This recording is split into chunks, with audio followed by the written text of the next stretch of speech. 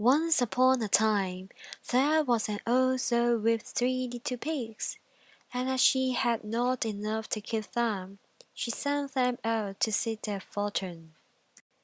All 3 pigs decided to build a house, and set off to the brickworks to buy some bricks. But soon the 3 little pigs came across a man carrying a bundle of straw. The first little pig said to himself, "Now I won't need to walk so far to the brickworks.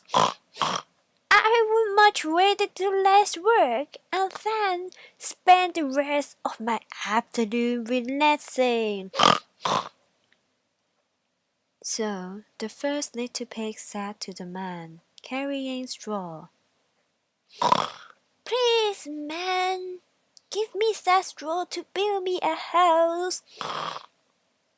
The man did, and the little pig quickly built a hole with it right where he stood, and then settled down and prepared to have a sleep for the rest of the afternoon. To which the pig answered, "No, no, by the hair of my chinny chee.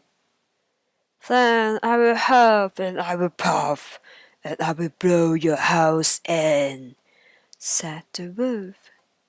So he huffed and he puffed, and he blew his house in. Plash! Because the house had not been very well made, it fell down, and the wolf was able to eat the little pig up in an instant. Meanwhile, the second and the third pig were still on their way to the brickworks.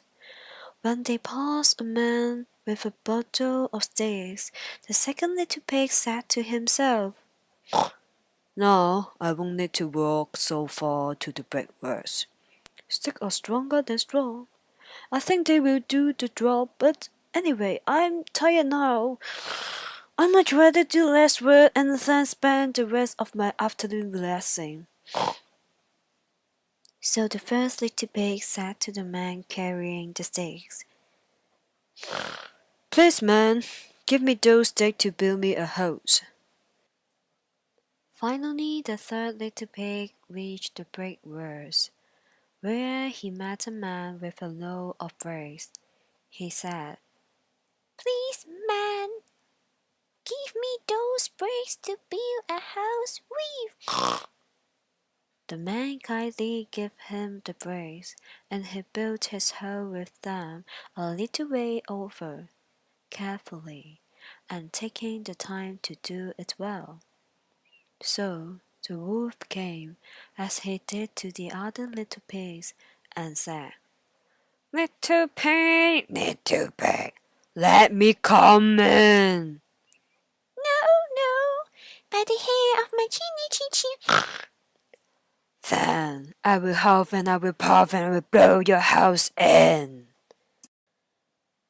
Well, he huffed and he puffed, and he huffed and he puffed, and he puffed and he huffed, but he could not get the house down.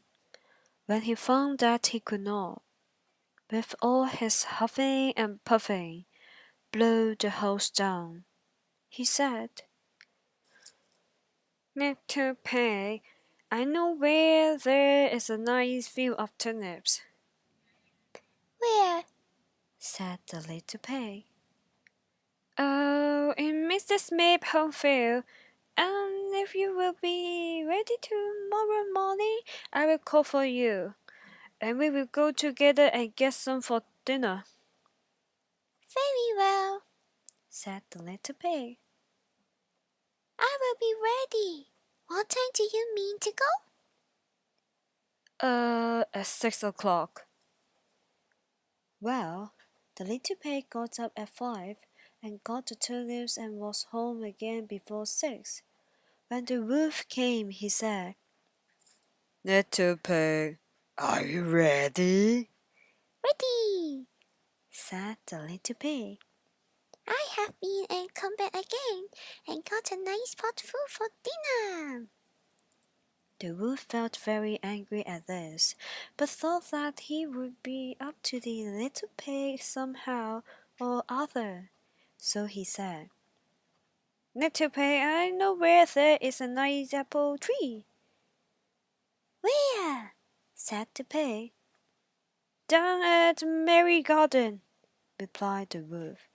"And if you will not deceive me, I will come for you at 5 o'clock tomorrow, and we will go together and get some apples." Well, the little pig woke at 4 the next morning, and bustled up and went off for the apples, hoping to get back before the wolf came. But he had further to go, and had to climb the tree, so that just as he was coming down from it, he saw the wolf coming, which, as you may suppose, frightened him very much. When the wolf came up, he said, "Little pig, what? Are you here before me? Are they nice apples?" "Yes, very," said the little pig. "I will show you down one." And he threw it so far that, while the wolf was gone to pick it up, the little pig jumped down and went home. The next day the wolf came again, and said to the little pig, "Little pig, there is a fair in the town this afternoon. Will you go?" "Oh, yes," said the pig. "I will go. What time shall you be ready?" At 3," said the wolf. So the little pig went off before the time, as usual, and got to the fair, and bought a butter trunk, and was on his way home with it when he saw the wolf coming.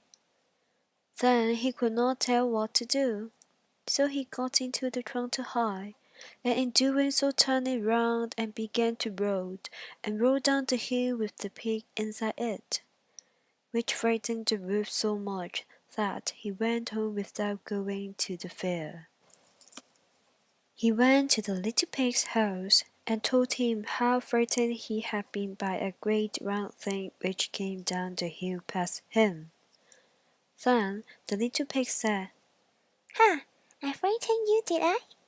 I have been to the fair, and I bought a butter trunk, and when I saw you I got into it, and rolled down the hill."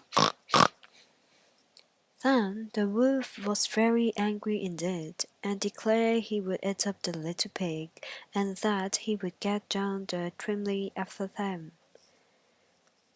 When the little pig saw what he was about, he hopped on the pot full of water, and made up a blazing fire, and, just as the wolf was coming down, took off the cover of the pot, and in fell the wolf. And the little pig put on the cover again in an instant, boiled him up, and ate him for supper, and lived happily ever after.